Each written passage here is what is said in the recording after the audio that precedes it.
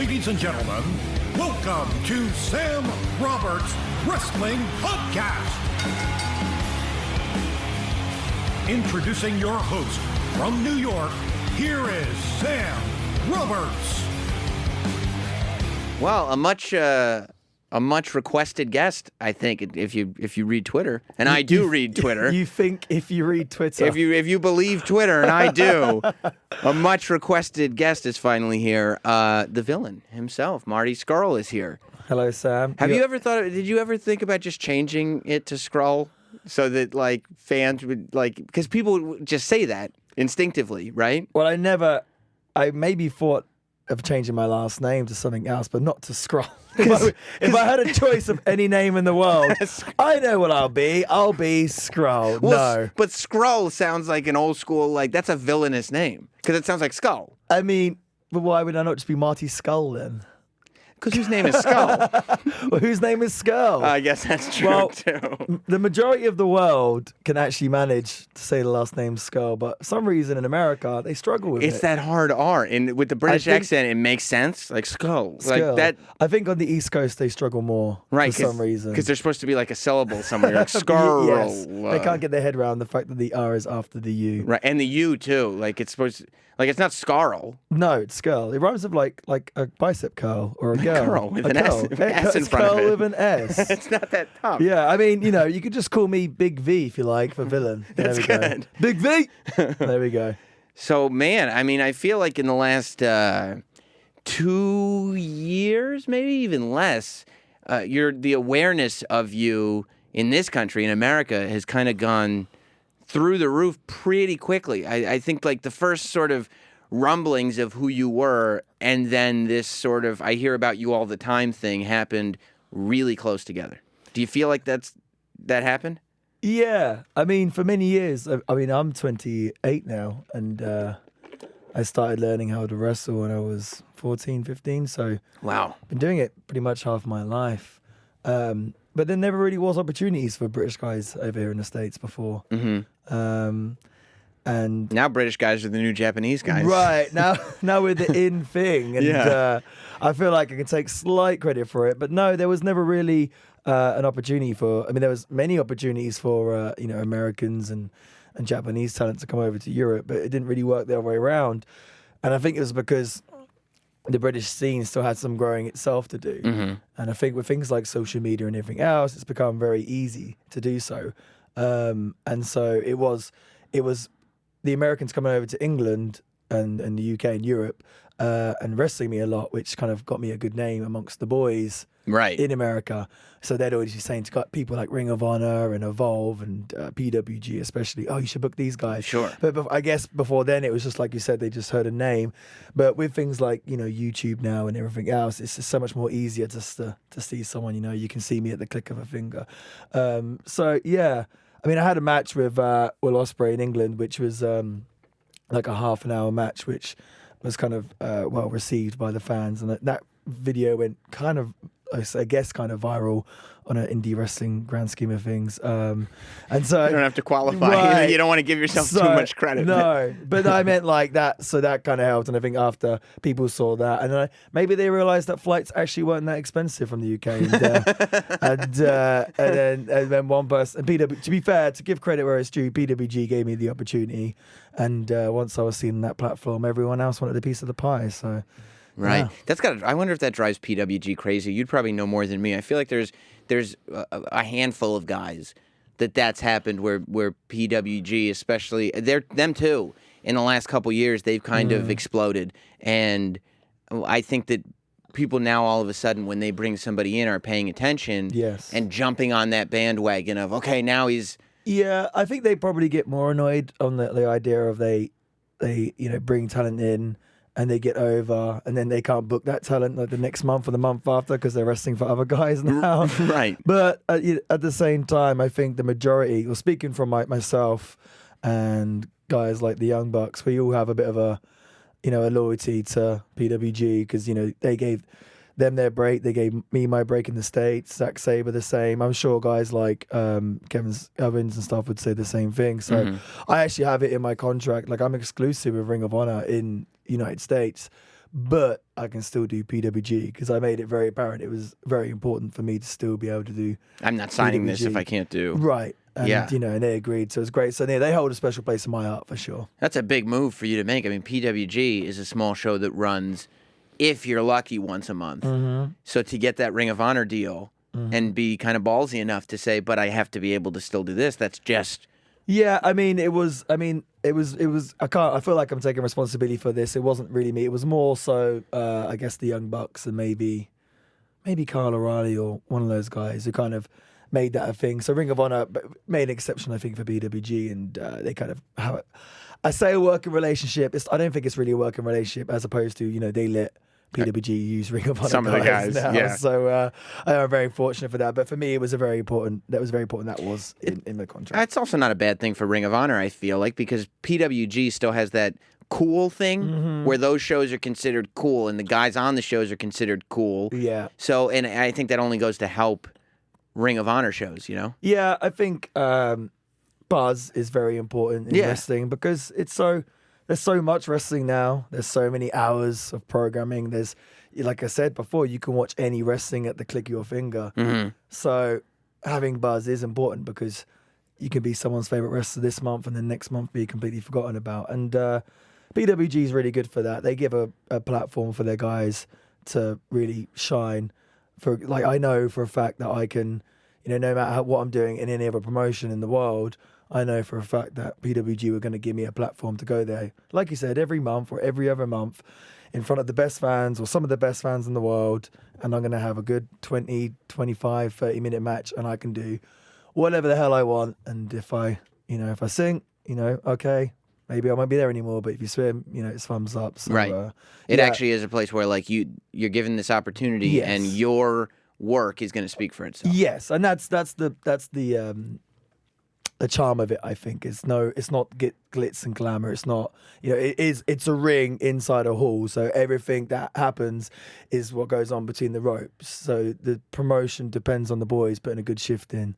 Yeah. So when I see people saying, oh, this is too much and this is breaking the rules of wrestling and everything else, I'm like, are you crazy? Like that's the whole point of the thing. That's why it's thriving. Yeah. And I think that anybody who's actually been to a PWG show, because I've been to a PWG show, and it's like, when you're sitting in that room, there's no, it's the most wrestling room ever. Everybody is so, first of all, the fans are invested in whatever the story is. Nobody is sitting there trying to, in real life, they're just fully invested in this. It's investment and it's passion. You can't argue with passion, I don't think. Right. I think that was that big tweet that everyone crazy this week. I think it was the guy from Kings of Leon slagging off wrestling. Did you see that? I did, when he said something just to the effect of, hey, grown-ups, stop watching wrestling, something like that. And I don't want to give him any more attention than it's worth, but it didn't upset me, but I did think it was slightly ignorant and naive in the fact that he is an artist and he obviously has a passion, and surely he should understand that other people have other passions. That's what the first thing that occurred to me is isn't that like your parents saying, you can't make a living playing guitar? Are you crazy? Yeah. Cut your hair. Exactly. So I think it's a shame when people look like that. If you can't argue, if you see something like that and you can see so much excitement and, like I said, passion from the fans having a good time, I think it's very hard to critique something like that. I get jealous when I look at the UK scene right now because I spent some time growing up in England. I spent 4 years there when I was a kid. Wow, whereabouts? In Surrey. Oh, nice. Yeah, so whereabouts in Surrey? Walton. Oh, Walton. Where's it near? Walton on Thames. Where's it near? I don't know. I lived on Ashley Drive. Okay, I don't know. I just remember. I know Surrey though. Yeah. So it was in Surrey, and but there wasn't much. That was the early '90s, right? So there wasn't. I mean, I'm a little kid, so it's still just WWF there, right? I didn't know this scene, and I just thought about if I had full exposure to the UK independent scene as a UK, because it's not just awesome shows; it's something to be prideful as this is our thing. Right. And I think wrestling was very big back in the 70s and 80s in the UK. Obviously it was on prime time television with the world of sport and wrestlers like Kendo Nagasaki and Big Daddy and whatnot. And then when it came off TV, the scene kind of died, and I feel like where the wrestling in America really kind of went on to kind of evolve and become what it is now, the UK scene was very much behind. So it was very, for years and years and years, it was very, let's get ready to rumble, and very kind of, I mean, I don't want to slate it, but it didn't move with the times. So, early 2000s and guys are still doing the same stuff they were doing back in the 80s. Right. And it needed to change. And it basically went from, a rule-striving scene to pretty much nothing. And it kind of had to start all over again.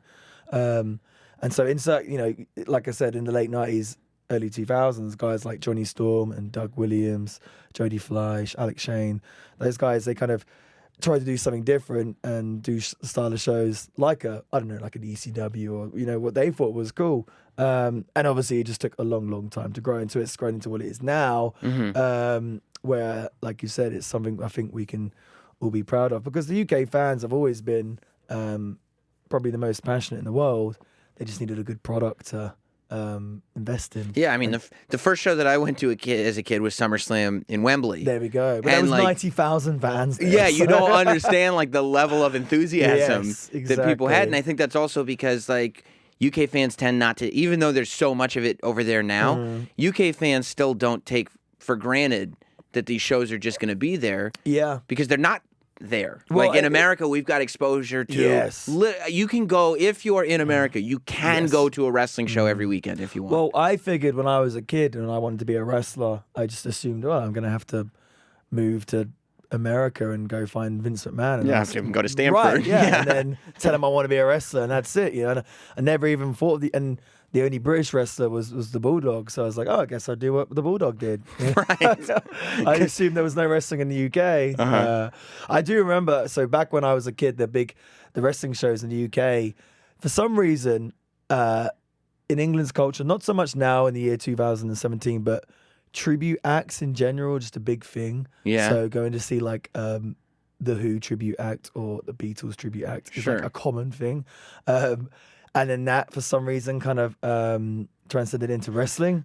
So a lot of the shows I saw as a kid were kind of American Rumble Wrestling featuring John Smith as The Undertaker. And seriously, and Terry whatever as Kane. It was pretty bizarre. Which guys dressed up as the WWF superstars. Which is a sort of a tribute act, but also just sort of like an indie promoter trying to say, it's just like seeing The Undertaker and Kane. And what was pretty bizarre was they would actually have a few ex-WWF guys on the show as well. So you'd have, for example, I remember going to see shows as a kid and the real Jake the Snake being on, but then the fake Animal from Legion of Doom. So when you're an 11-year-old kid, it was pretty confusing. Right. I mean, some of them were so bad, I could, even a stupid 11-year-old Marty Scurll could tell. But I do remember thinking, oh, great, there is a wrestling outlet in the UK. Brilliant. But also thinking, maybe I could do this, but just to start with, I don't want to do this forever. This could be a start until I go WWF. You knew that tribute wrestling was not what you wanted to do with your career? There's not many wrestlers that look like me. Maybe I'll be Shane O'Mac. I don't know. I don't know why he was my chosen one. But you're just practicing your coast to coast and stuff like that. Yeah, and my shooting star press, for sure. Yeah. Who were your favorites growing up? Big favorite of mine as a kid was Bret Hart. And he was very popular in Europe, and I think because in Europe, I think we're more sort of straight-laced, as said, than the US, the Americans. I think less extrovert, a bit more, and so I think Hogan was popular, but he was maybe too hokey for a European, I think. Over the top. Just too over the top. Yeah. He's the real American for a start. That's tough. Yeah. I was like, why do I want to get in? I was like, yeah, cool, America. I don't know. US, wait a minute, why am I? We hate Yokozuna.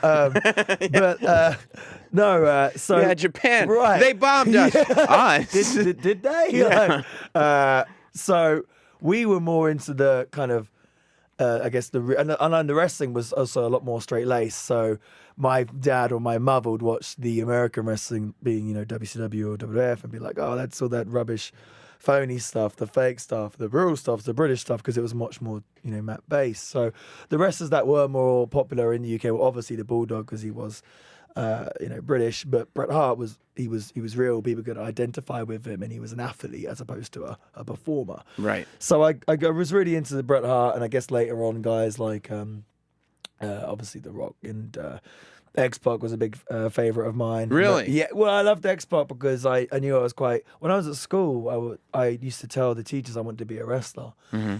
And they used to say, oh, you're going to have to grow a bit first, Marty, because I was really short. And X-Pac... Knowing X-Pac now, he's actually a pretty tall bloke. But, Yes. but I saw him as a small guy, and so I was like, oh, I could be like X-Pac. So when I wrestled at school, I was the suck-it kid being X-Pac. And a vivid memory, which doesn't even seem like long ago, but I remember X-Pac and Kane were the tag team champions, and they were my favourites. And they were about to wrestle Undertaker and the Big Show at SummerSlam '99. And I remember being so concerned and being like, oh man, they're wrestling Big Show and Taker. Like, I don't think they're gonna be able to do it. Like, my favourites can't beat them. Like, and I was like, maybe if Kane could take the Big Show, then maybe, just maybe, X-Pac. You're like could take strategizing this for them. Like, I was like, he'll take him on, and X-Pac can get Taker, and like, I was. yeah, but Kane's gonna have to do some damage to Taker first, because I don't think X-Pac can do a full strength. And I was really concerned. And then obviously I was, and then they lost. I was right. I was devastated. Yeah, no, you're right. That math does not add up. So X-Pac, and then and guys like more guys who influenced my style. Guys like Rowdy Roddy Piper and Terry Funk. Those kind of guys I got more into as I became more of a badass teenager, and I wanted to, I was too cool for The Rock then. I wanted to, like Terry Funk and stuff. So at what point in your career, was this like an overnight thing or a gradual thing? Like, because when you started out, and even when you were on some TV and when you were in TNA and stuff like that, doing stuff, you were short-haired, bright tights, a very different guy. Yeah. Do you at some point look in the mirror and go like, this isn't working, I got to change it? Or is there a gradual like, oh, I haven't shaved in a while? Right. No, it's a gradual thing. People ask me this question every time, and I normally give a big answer. What I like to suggest now is that my previous character as a fun-loving good guy, Party Marty, was actually the whole plan all along, because obviously all good villains start off as a nice person. Of course. Something happens and they turn into that evil villain. So I'm actually a genius. My character's like a long thing over like 12 years. So this villain is because I try to be a good guy. Right. I try to be the one everyone loved. They Right. turned their backs on me. Where were you, The fans? society turned on me, and Yeah. then I turned out to be an absolute arsehole. I mean, what, are you surprised? Right. Are You su- did this. These people made this happen. Yeah. But at the same time, I remember reading a book. It's actually the autobiography. There's a few things that hit me. One was an autobiography by the Legion of Doom, who got mentioned earlier. The fake Legion of Doom got mentioned. Yeah, the fake Legion of Doom, who actually know as well. It's actually, I'll tell you who was fake Legion of Doom. Yeah. Interesting, was Paige's dad, Ricky Knight. Really? Yes, he played the Legend of Doom. The Legend of True Doom. story. That's yeah. great. I spoke to him about it because I wrestled for him many years later, and he said, "Oh, I made great money back in the tribute days." No, seriously. Sorry, where was I? So Legend of Doom autobiography. And they were saying when they were starting out as wrestlers, they really wanted to stand out. Despite the fact they were already 6 foot whatever and 300 pounds of muscle, they still felt the need to stand out. And so they got the mohawks and the face paint and the big shoulder pads. Yeah. And it got me thinking, I was like, I just kind of wear a pair of trunks and short back in size and clean shaven. Like, I need to switch things up. And there was a very famous quote. Well, I'm not sure how famous it is, but a quote either way from Matt Groening, who wrote The Simpsons. Of course. And he said that all great characters could be recognized from their silhouette. And I thought that's an interesting point, because if you think of Homer, you can tell straight, or Bart, or Marge, Maggie, you can tell, Lisa, and Sideshow Bob and whatnot. And I thought, okay, well, I need to get something to mix this up. So, yeah, it was a gradual thing. It wasn't like, this is my character. It's an evolving thing. It still is to this day. To be fair. Yeah, it's an evolving thing. Did you always know that you wanted to be invested in a character? Because a lot of guys now, and a lot of young guys and guys coming up, don't do the character thing, right? Yeah. And some guys are really successful not doing the character thing. Because now I think because fans are so smart to everything, it's a little more difficult to get a fan to believe that you're this character instead of a guy who can just do this well? Yeah, I think originally I just assumed I'd be a really good wrestler, and then someone would give me a character, and I'd be good enough to play it off, Right. Somebody would give you those spiked shoulder pads one day. Well, they'd be like, "You're going to be Mantar too," and I'm like, "Yes, I love it." And I can do that. No, but I think you quickly realize to get by and be successful in wrestling purely based on in-ring ability, I think is you have to be really remarkable. Guys like Dynamite Kid could probably do it, but I feel like if you're going to be a main event player, you have to have that character and something that people can invest in. That is the most important thing, I think. Just right. Plus, you probably sell a bunch more T-shirts, which is nice. I mean, yes, and I have a lot of wrestlers. They say, Marty, how do you sell so many shirts? Like, how are you making all this money from T-shirts? You got to get a character, man. You got to have something people invest in. Because once you've seen a few flips, once you've seen some cool moves, there's not a lot of substance. I want substance. I want people to be invested. I want people to be interested in what I'm going to do and what I'm going to say. You need a gimmick, brother. You need a gimmick. I think it's an important, because at the end of the day, otherwise people are just paying to see two guys pretend to fight in their right. Same reason I was invested in Brett. He made me invested. I wanted to pay for the pay-per-view to see him wrestle. I wanted to buy the sunglasses. I wanted to run around my house dressed up as him. And so it's really cool today. Actually, the show 2 days ago in Detroit, there was an 11-year-old child dressed up as the villain. That's fur coat, awesome. Umbrella. And he goes up to me, he goes, "Hey, Marty, I loved your match at Mystery Vortex. I watched it on DVD. Mystery Vortex, by the way, is a PWG DVD. And I'm like, how old are you? He's 11. I was like, why are you watching PWG DVDs for a start? I think anytime, that's probably my most favorite compliment when, because I wrestle generally for an adult audience. Yeah. And so when I hear that a kid is a fan of me, that's almost like, that's really cool for me. Do you know what I mean? Because I think, wow, like that means this character is resonating with different audiences. Right. So it's the most important thing, I think, and it's definitely helped me stand out and get to where I am. So if you told Zack Sabre Jr. that the jacket's not enough, kid, you gotta. I mean, Zack's actually a hell of a character himself. He is. Yeah. I only clicked on the because me and Zack often, well, every now and then we'll team up, and Zack is like a really, really massive vegan enthusiast, and I wear a fur coat to the ring, so there's a bit of a I'm not sure when he's going to notice this. There's a yin yang here that I don't know if it works or clashes. Right, but no, I mean, like I said, so if you look at the guys who have broke out from Europe, Zack and Ospreay, both of them are very, very exceptional in their fields. So yes. Zack is the best technical wrestler, and Ospreay is the best high flyer. So you need, they don't have to rely as much on characters, but they will, because they're the best. Because they're in their field, but right. they will get to a point where they'll have to excel in that character.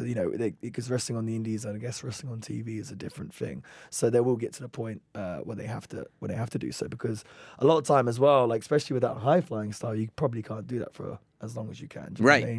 At some point, you have to figure out, okay, how do I make this work on the ground? Yes, because it's not great for the body, and not only that, but there's always going to be a new guy that comes along that can do something crazy. Yeah. So Matt Hardy started off as the greatest, a great high flyer, and years on probably had his best ever run doing that crazy broken man. It's amazing. So, and people think about that more than they do any of his 450 smashes. Right, and it makes you think God damn, I should have stayed on the ground the whole time. That really hurt. Matt probably thinks, why didn't I come up with this 20 years ago? It does. It takes time, man. It takes that whole finding yourself. I've been, like I said, wrestling for a long, long time. So it takes a long time to get comfortable in the ring and kind of find yourself as a character. Are you, because I feel like your character is like a cool bad guy in the sense that you're portraying a villain, but it's tough to not get cheered. Yeah. Is that a sticking point for you? Are you always trying to figure out how to get booed, or do you feel like in this day and age, that's not the way it works anymore? I don't. I often get people say, oh, you can't do that. You're supposed to be a heel. Mm-hmm. I say, what the hell is a heel? Who said I was a heel? I'm the villain. I didn't say I don't play by these pro wrestling rules of faces and heels. That's what makes you such a villain, right? I don't care about that. You can live by those pro wrestling rules. I think outside the box. Right. I'm a villain. I'm an antagonist. I do nasty things. If the people want to cheer or boo it, that's down to them. That says more about them than it does me. You know what I mean? Right. If they enjoy it, I think so many people get so obsessed by this is how wrestling should be. This is how wrestling should be. This is what it was like when I was a kid. Right. And like I said, there was an 11-year-old kid the other day who told me he loved me. So like they don't care about that stuff. And to be honest with you, if you want to make money in wrestling and be a main event player and stand out, you have to be a likable in some sense. So when I was a teenager, Triple H was the big heel, but we used to go to WWE shows and watch, and he'd come out and probably get the biggest pop of the night. Right. Everybody was buying that Game Over t-shirt. Sure, Yeah. exactly. Now, is Brock Lesnar, is he heel or face? I have no idea. He's Brock Lesnar. Yeah, exactly. I'm the villain. Not comparing myself to Brock Lesnar, but it's the same thing. I don't worry too much about that. I just want to entertain the people and give them something they can enjoy. It just happens to be that my character is an antagonist. It's much like the same as it is with movies, you know. Were you surprised to find out that when you won Best of Los Angeles, Battle of Los Angeles. I always say Best of. Someone said to me yesterday, "Good luck in the Battle of Super Juniors." So people are getting confused either way. It's crazy. It's crazy. But when you won the whole thing, when you won Bola, was that something like, oh my God, I can't believe, or was it like, well, yeah, of course? I mean, I've always been obviously very confident in my abilities, but it was a massive moment for me, for sure. It was because, and I think anytime I do accomplish something, I don't want to say it means more to me than it might do to other people, but I feel like I have kind of had that struggle, and I've been doing it such a long time, and always wanting to do it and believing I can, but knowing that the odds are against me. So as a child, like I said, I didn't even realize I could wrestle in the UK, and then doing that, and then having people say you're too small and everything else, and you have so many knockdowns for like the one, achievement and everything else. Even I still believed it would happen. I still believe I could 100% make it, but I'm gonna appreciate it more for sure than someone who's been wrestling maybe 3 years and is amazing in the ring and just not gets handed to it, but has it's just a more natural, so, and it's something where like from the time they started, it's like, well, obviously I'm going to start this. I know where to go, and I'm going to. Well, I'm saying, like, I wasn't wrestling for 2 years, and then WWE were like, here's a dude, if contract, This wasn't necessarily supposed to happen for you, right? This was something that you made. It was, yes, and I was never. No one, like, wrestling came to me, like, no one ever put me in that position. I just happened to see it as a child, and I wasn't supposed to fall in love with it, I just did. Yes. And then I forced my mum to take me to a school and everything else. So it wasn't like, oh, go be a wrestler. So no, I think, like, I appreciate it. It means a lot to me when those things do happen. And especially something like that when there was guys in it like Jushin Liger and Chris Hero and Ricochet and all these guys that I kind of think are amazing and look up to, and then to be kind of to come out on top, and to think, okay, like I think I'm good, but now this confirms it to a degree. At least these people must think I'm good as well. Right? Is that a weird thing when you start to get to this place where the only reason you keep going is because you think you have the ability to do this? When that gets realized after 10 years, 12 years, whatever it is that kind of like this weird, like, whoa, okay, now what's this phase? What am I doing now? Like, this to a degree, but yes, but I guess every time you realize something, it's always kind of on to the next thing. Right, especially because this thing that you're realizing now, as special as it is, in your heart and mind, you were ready for it 5 years ago. Right, yeah. So now it's still on to the next thing. I wanted it then, but it's so funny because it's kind of when you wanted it then and you think, okay, why am I not here? Why am I not there? But then you realize later, oh, I definitely wasn't ready then. Right. And you think, thank God it happened now. Yes, and you think, oh, I'm going along this way and I'm going to be more prepared and more prepared. So I've wanted to wrestle, for example, this is a good example. I wanted to wrestle in Japan for, ever since I was a wrestling fan. That was always a big deal for me. And so for years and years, I've always been, I hope I get an opportunity in Japan. And many years ago, it could have happened, but didn't. And you kind of think, oh, I forgot, crying out loud. But now, next week, I go out to New Japan for the Best Super Junior. So, and this will be my first time in Japan. And it's a case of I'm finally, ticking that off the box, something I want to do, but I'm doing it kind of in the most spectacular fashion, in the biggest promotion one of the most prestigious tournaments, and I'm doing it as a kind of polished performer and with all that wealth of knowledge and experience. So it's so much better that it's happened now than say 5-10 years ago. And was getting the Ring of Honor deal, not only getting the Ring of Honor deal, but pretty quickly getting the television championship. That had to be another one of those surreal moments for you. Yeah, it was. Again, I was a big fan of Ring of Honor as a teenager. People forget that's been around a long time, 15 years, yeah. It's going to be weird when it comes up to the 20th anniversary, isn't it? I had that conversation the other day, like, when is 20 years? Like, whoa, 20 years? It's like almost double WCW time and ECW time. Yeah, you even, like it gets compared, like, this is the closest thing we have to ECW, and you go, no, ECW had its doors closed a long time before now. But, yeah, I mean, so that, it was always a thing, wanted to go there. I said something the other day in an interview where I kind of suggested that I spend a lot of my adulthood trying to blow the mind of like a 13-year-old Marty Scurll. Yeah, absolutely. So, but Ring of Honor, what excited me about Ring of Honor, again, it's that promotion that is purely based, for the most part, on in-ring action. And I felt like as this character, I feel like it has so much potential to do some really great things and touch people, and much more than just any pro wrestling match could. And I really wanted a strong platform to do that on. Yeah. And I kind of felt like Ring of Honor would give me that freedom, that creativity, and the platform to do so. That the same character could evolve naturally, right? As opposed to having constraints or ideas put on it that aren't yours. Yes, to a degree. And not only that, not only would it give me that big platform, what was the point I was making? I've gone a bit blank. Just going to Ring of Honor. Yeah, not only that, but I felt like I could help.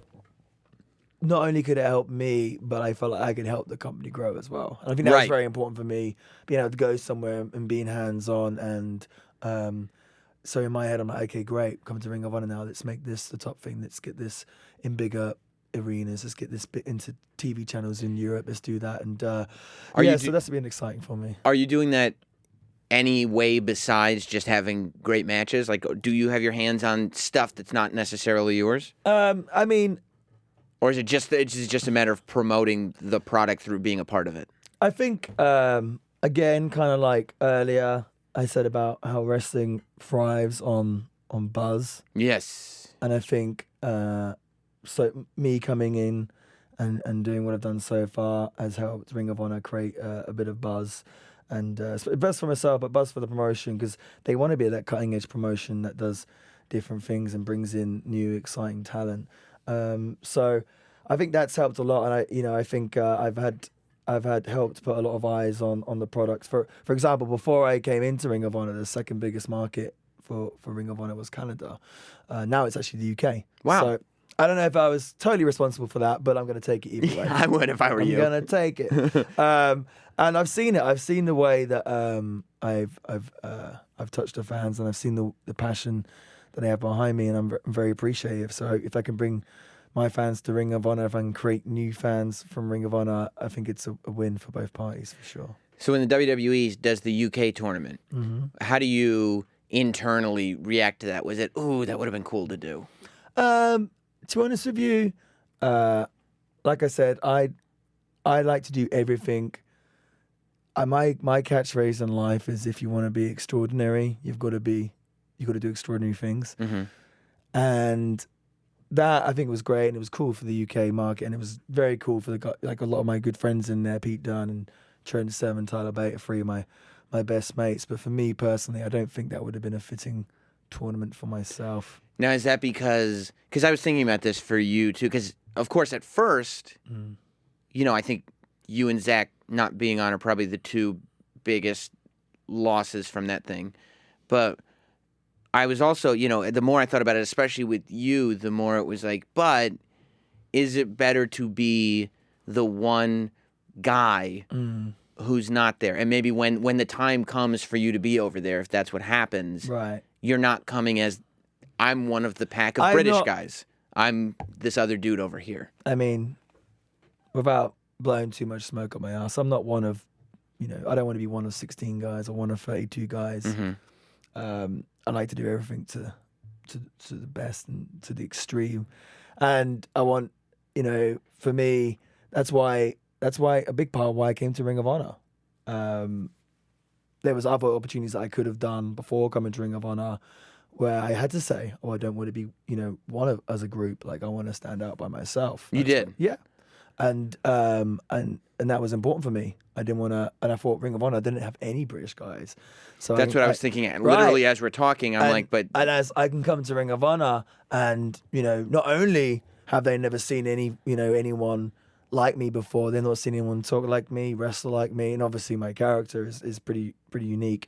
So that was important for me. I figured I could stand out, and that was more exciting for me. Doing something new. I don't like to do where everyone, like, look at my character. It is different. It goes against the grain. Of course, it has a chip on its shoulder. I don't want to be a part of something. I want to make something. If that makes sense. That totally makes sense. I mean, and I've talked about it a lot. As much as I loved the UK tournament, and as an American fan was exposed to a lot of guys from it, because we just don't. I don't have the time to look up everything on YouTube. And I don't want to take anything away from that tournament. And it's certainly good for the guys involved. I just feel like, for me personally, plus, like, there's so much stuff that I want to do. I want to take over Ring of Honor. I want to take over New Japan, and I will. Right. I want to take over the wrestling world and do all sorts of things. Yeah, I think there's something to not being part of like a British invasion. Right. And more just being like, oh, there's this weird guy over here, and he says he's a villain, and he wears this mask, and he's British, and he's this, and he's that. Sure. And that I feel like is more the road that you're laying down. Yes. Yes, I like to. Funny enough, I'm a little bit different. I like to do things differently. I like to do things my own way,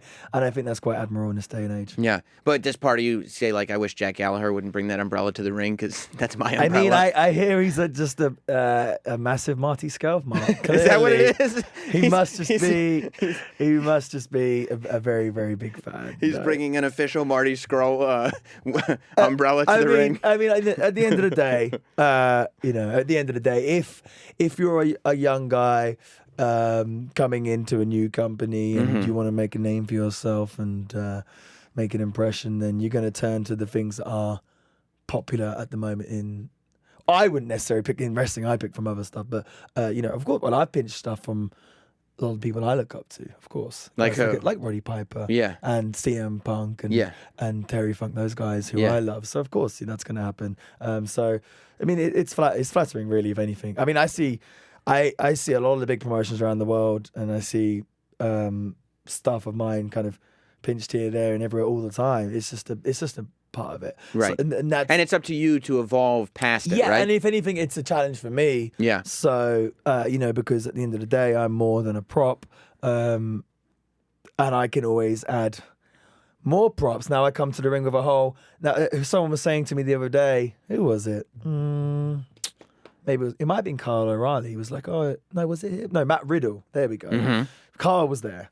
And he said, oh, when I first saw you, you had a pair of glasses, and then you had a fur coat and an umbrella, and now then you're coming out with like this weird like bird mask and a hat, and you got spikes on your shoulders, and you got this, and I'm like, yeah, I think like in a year's time, I'm just gonna keep adding stuff, and I come out to the ring on a motorbike with a monkey on my shoulder, and a flamethrower, just add more and more props, and just See, this is the way it's gonna be a problem though. Is once you get an action figure, it's gonna be so expensive to make it because it's gotta have all these little things with it. It's gonna be a premium action figure, but no, it's a challenge, and I think that's another reason why I've managed to stand out. Like I said earlier, Ring of Honor isn't anyone that wrestles like me, because I make it a job of mine to make sure I'm completely different to everyone else. So as soon as I see someone else doing something of mine, I go, okay, I won't do that anymore. I won't do that move anymore. The reason I did the chicken wing in the first place was because I hadn't seen anyone do it for 20 years. Right. I thought, I don't think anyone's going to be ripping off Bob Backlund in a hurry. But in hindsight, but now the chicken wing, I thought it was super badass when crazy Bob Backlund was doing it in '94, and you forget that he made it kind of badass. Yeah, and he did. And then I was like, okay. And actually, it was less Bob Backlund. A lot of the old British folk used to do the chicken wing. guys like Johnny Kidd, Marty Jones, even Norman Smiley. In fact, X-Pac used to do the chicken wing. Yes, he did. In WCW. When he was 6, that's right. Yeah, I can't remember he called it now, but we had a conversation about it. He's like, yeah, you do. I like you, Marty, because you put it on properly. I was like, cool, man. I actually kind of forgot he did it. But again, it's unique, I think, and even though it is an old wrestling move, it's taking that and then making it your own and putting your own spin on it. So even the moves, it's pretty impossible to invent new maneuvers per se, but then to make them your own and put a spin and put your own taste on it is a whole nother thing. And I think a lot of wrestlers forget to do that, and that's why a lot of stuff they do doesn't really have any substance or doesn't be remembered. Mm-hmm. And so again, kind of like I was going back to before, it's very important for me to kind of to be different, and because things do get copied all the time, you've got to develop. That's why it's important to have that character and important to have that outlet where you can talk. But you're not. Are you waiting to be copied before you think of something new, or are you just constantly? I'm a pretty. I spent, it's my full-time job, wrestling, and it's not just a job because it's my passion and it's what I feel that I'm put on this earth to do. So I think about it all the time. Like, I'm probably a good year or two down the line in my head of where I'm going to be and what my character's going to do, and because I'm thinking all the time, okay, I've got to stay on the edge of okay, I'm hot now. Yeah. People say, oh yeah, but there's ups and downs. You won't be hot forever. And I'm like, okay, well, we'll see about that. I'm going to do everything I can to be as hot as for a very, very long time. I don't intend on slowing down anytime soon. So I'm always ahead of the curve. Like even tonight, I've got this badass mask tonight to wear on pay-per-view, and I've had it for about 6 months, but I've been saving it because I've had that just there. for the right but I've thing. had other stuff to do first, and I'm like, okay, now it's ready to wear this. And do you buy them in a store? Just come across them, or does somebody make them? Just all over the place. This one, actually, my friend actually picked it up from some random market in Italy. So that's so cool. It just texted me, was like, "Do you want this?" And it was way expensive, and I was like, I have to have it. Yes. I just must have it. Yes, I was like, I must have it, and I'll probably wear it once, but it'll be on pay-per-view, it'll mean something. And I'll probably get more tweets tonight about that. Oh my God, did you see Marty's entrance, then my match? Or did you see when Marty said this, or whatever it might be, than anything else? I think that's the cool thing with me as well, is GIFs, GIFs on face, sorry, not Facebook, Twitter. Yeah. Every other wrestler is like such that they do a really badass move, but mine are never badass moves, which actually kind of upsets me to a degree. But it's always like some me putting a silly face, me doing an entrance, me doing something stupid. But I think that's important because it means that like I'm doing something different for sure. Well, it reminds you too of like you don't need to kill yourself in the ring because the gifts are going to come from the entrance. So don't worry about it. Yeah, I think so. But no, it's an ever evolving. I can't. It's an ever evolving thing. Who knows if what I do in the ring, it could change over the next few years, and because society changes and culture changes. Yeah. So I have to move with the times, and I want to be ahead of it. And I think the reason why I have managed to get where I am is because I do think outside the box. So I do. Okay, this is a trend in wrestling now. I'll do this. I'll do that. And it's a lot of the times it is a risk. And I think all those years of wrestling has helped me because I used to do years and years and years of wrestling on the holiday camps in the UK where the people in the audience weren't wrestling fans, and so there'd be very small crowds, and it could be embarrassing, and you could try things out and you could do stuff. And after a while, you don't really get nervous about messing up, or you don't get nervous about doing something and it not getting over. Right. A lot of guys are too scared to take a risk because they're too scared to look stupid. And I feel like that kind of vanished from me a long time ago. So I'm bold enough now to go, I'm going to wear a bird mask to the ring and carry an umbrella, because trust me, all the people that say it's badass now, or the chicken wing's a good example. Everyone who thinks that's cool as hell now, when I first did it, I don't think people thought that was the case. When I started doing the chicken wing and screaming chicken wing at the top of my voice before I did it, in front of complete silence, people thought I was stupid. People I remember Colt Cabana was like, dude, when you start doing that chicken wing thing and the umbrella, everyone was laughing at you. But, got to give it to you. You stuck at it and you continue to do so. And now it's like, one of the most over things.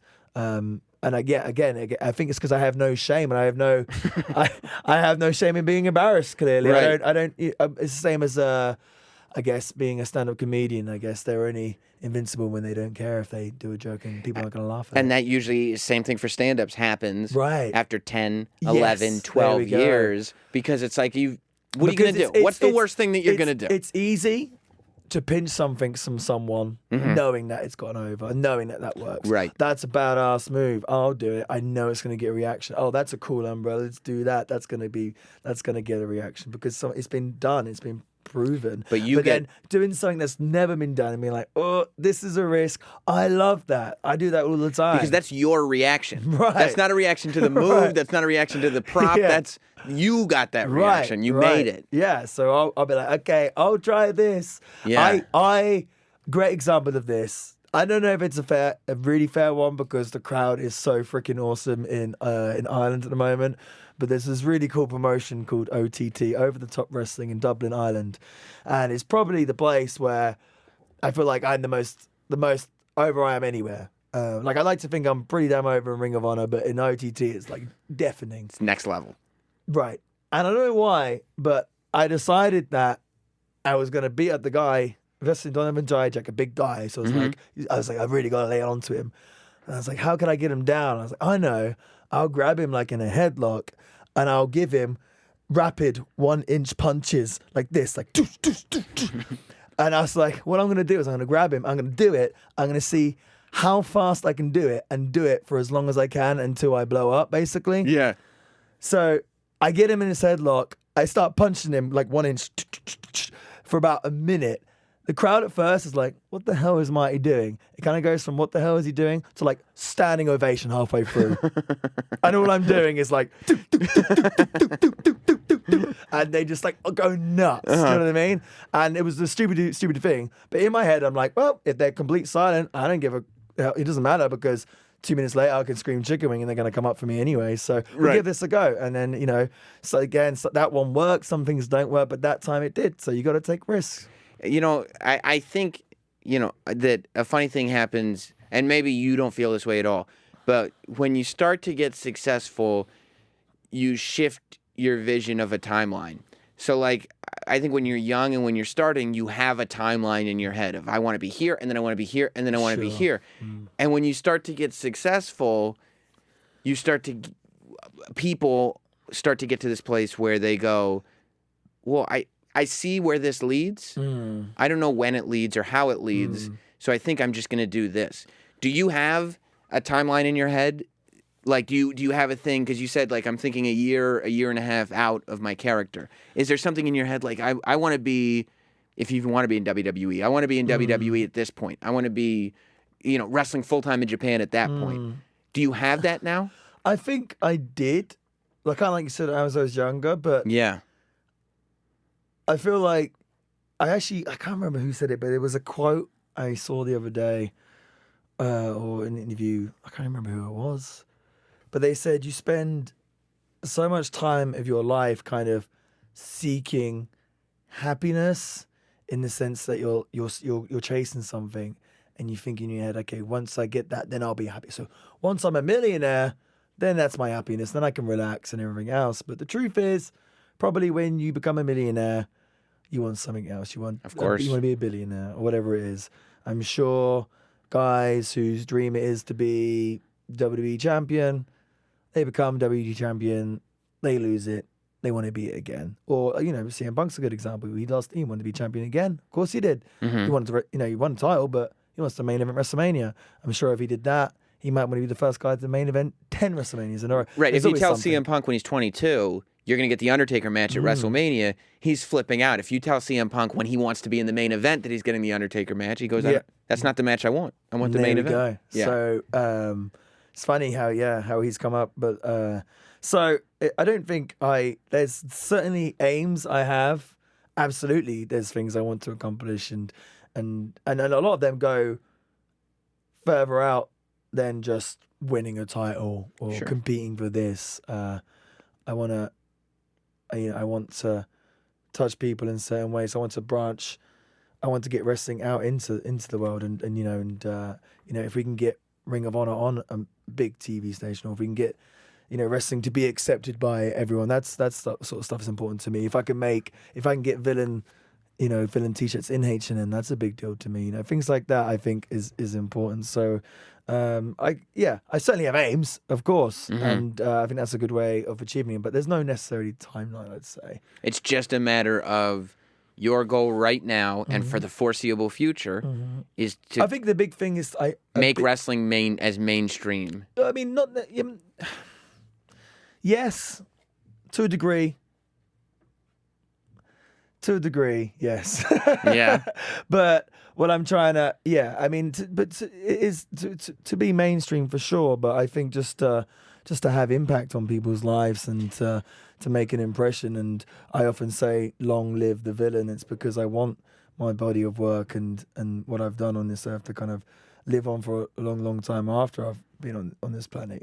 So, like I said, it kind of more so out of than like, oh, I want to be the bloody blah champion or whatever it might be. There was one more point I had in my head. Then like I said, I'm still jet lagged from my trip from England, making towns all over the place. Yes. Well, what was the point that you wanted to make? Like, so we talked about making wrestling more mainstream, not having a timeline, and touching people's lives. Yes. And I think it's and kind of what you're saying about that pursuing happiness as well. I think it's just very important to kind of enjoy the moments that you're in right now. Do you know what I mean? And take it for what it's worth. Well, that's the thing you forget, isn't it? And I find it happens a lot in the wrestling business. It happens in the entertainment business, which is kind of one and the same at this point. But it's that thing of what you said earlier, trying to blow the mind of 13-year-old Marty. Right. You tend to forget that at points when you're like, wait a minute. Yeah. He would be going apeshit for this moment, and all you're thinking about, 28-year-old Marty, is why aren't I over here? Why aren't I over there? Take a step back and enjoy this. Yeah, and just creating stuff that has meaning. Yeah. And substance. Yeah. That to me, being an artist and being happy and creating something special. I think that I would like people to feel the same way how Bret Hart was a influence on my life as a child, how X-Pac was. I'd like to have that, because at the end of the day, all I'm doing is running around in pants. It's pretty silly, but in the grand scheme of things, it's pretty silly. But it can touch a lot of lives. So if I can do that, I'd certainly be very pleased. And there's a lot of things this year. CM Punk, I'd like to bring CM Punk out of retirement and wrestle him for sure. Oh my God! Wouldn't that be cool? That's a goal. So I don't know if CM Punk listens to this show. I don't know. But if he is, he's been on it years ago. Was he sat right here? No, I was on. It was on location at the time. He was on it right before his match with The Undertaker. Wow! And it's funny that comes up because at the time, I didn't pick up on it, but when I went back after what came out, I listened to it and it was like, oh, he was miserable. Oh, well, you could hear it. That's the thing. Like you said, you could assume he was on top of the world, right? Now he's miserable, right? It's a weird thing. Yeah, but at CM Punk, if you're watching, come out for retirement. We can cause a spot of bother and have a little wrestling match. What do you say? I love that. That'd be fun, right? That'd be amazing. Yeah, there we go. That's one for the headlines. It'd be amazing. Yeah, we got it. Well, Marty, thank you for stopping by, man. I'm glad we finally got a chance to chat, and hopefully we'll chat many more times throughout. Throughout tonight's your career. going to be pretty special. I think I've got quite a few things in store for tonight, so take that for what it's worth. Yeah, and, I can't wait to see it. Yeah, we're definitely going to cause a spot of bother in the Big Apple tonight, so it's exciting. Excellent. Well, welcome to New York, and have a good time, man. Thanks for doing the show. Thank you, Sam.